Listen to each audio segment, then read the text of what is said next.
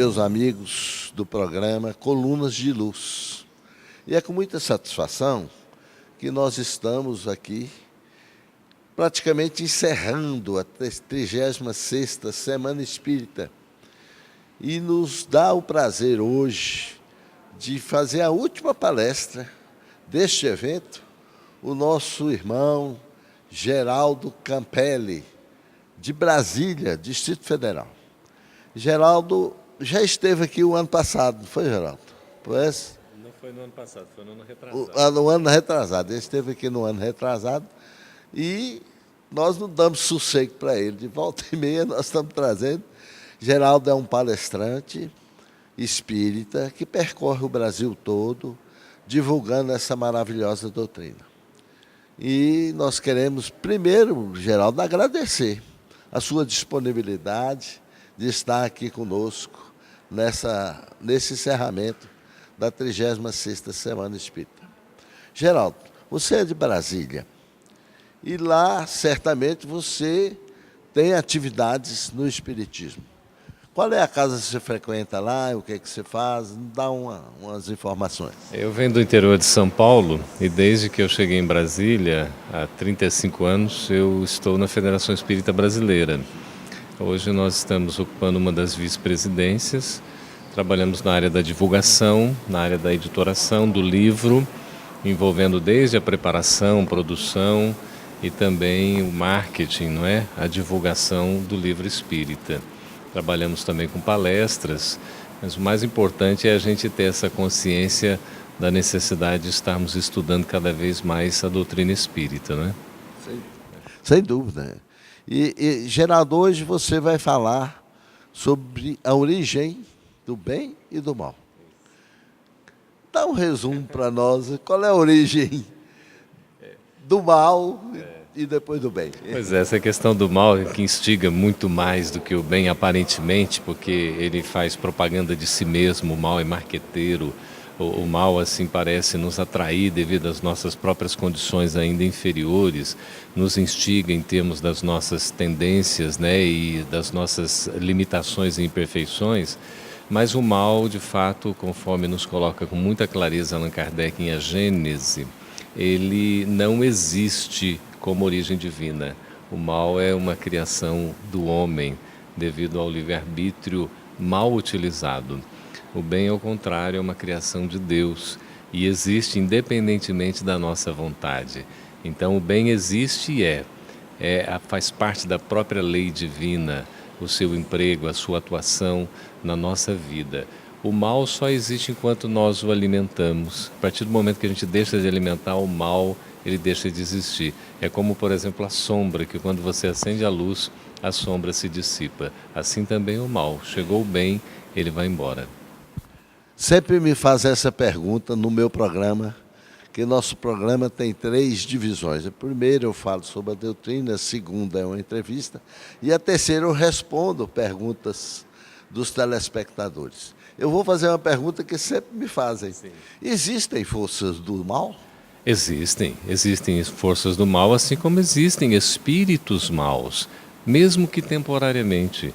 Todos nós, quando desviados do caminho certo, que é o caminho do bem, que é a lei natural da evolução, o amor, a única fatalidade que existe é exatamente a do bem, a do amor, a da evolução. Quando nós nos desviamos desse caminho, a gente acaba criando temporariamente o mal. Então nós nos alimentamos e alimentamos esse mal. Nós nos perturbamos e nos tornamos elementos de perturbação. Então o mal ele vai disseminando a partir do momento em que a gente se deixa envolver por ele. Existem as forças sim malignas, mas elas jamais competem com as forças benignas, porque Deus está acima de tudo. Então o bem é de fato o que nós devemos buscar, porque seremos felizes com a conquista do bem, com o esforço de adquirirmos virtudes que ainda nos faltam e superarmos os vícios que ainda tanto nós alimentamos na intimidade dos nossos corações. Mas a força maligna, ela é temporária. O bem é que sobrevive eternamente. Ô Geraldo, mas, logicamente, nós espíritas falamos muito do umbral também. E umbral é realmente uma região, igual você falou, de sombras e de sofrimento. E existe uma hierarquia dentro desse padrão umbralino, vamos Pois chamar é. assim? O umbral, na verdade, é uma passagem, né? Quando a gente fala vamos passar pelo umbral, praticamente todos nós atravessaremos o umbral, porque o umbral é uma passagem, um estado temporário, ainda de purgação, de necessidade de limpeza, de depuração devido às nossas necessidades, às nossas enfermidades.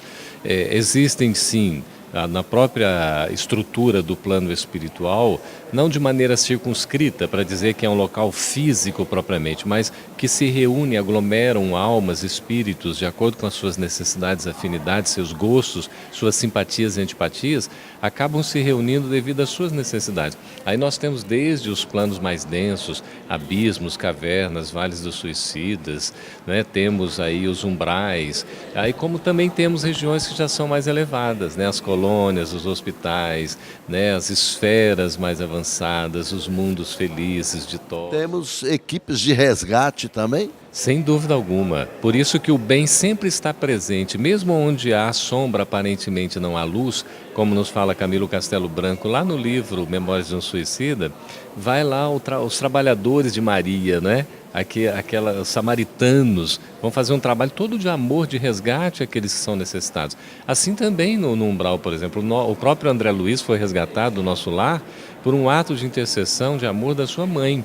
E quando ele faz uma prece, então, ele se sintoniza e percebe ao lado dele o ministro Clarencio, que estava ali para auxiliá-lo já há um bocado de tempo, só que ele só foi perceber no momento em que ele se abriu.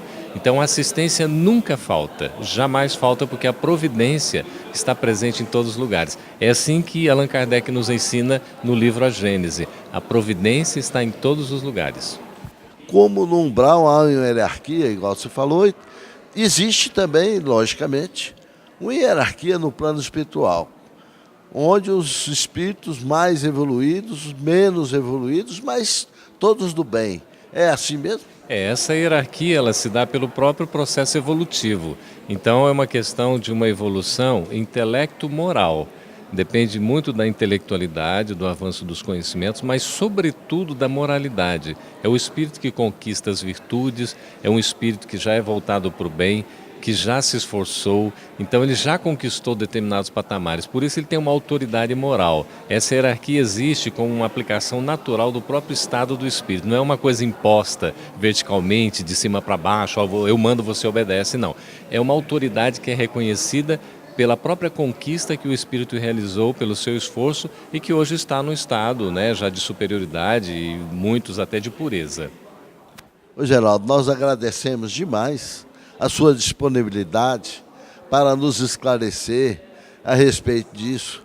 Sei do seu conhecimento, da sua vontade de transmitir esses conhecimentos para todos nós. E nós, do programa Colunas de Luz, só temos que agradecer a sua presença. O tempo de televisão, infelizmente, é muito curto.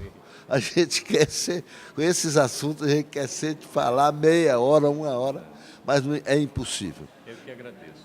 E você tem mais um minuto para agradecer e mandar uma mensagem para os nossos telespectadores. Então, queria de fato agradecer a oportunidade de estar aqui com vocês. É sempre bom a gente poder veicular o bem, falar de coisas que são positivas, trazer a mensagem do Espiritismo, que é uma mensagem de consolação, uma mensagem de esclarecimento, uma mensagem de edificação.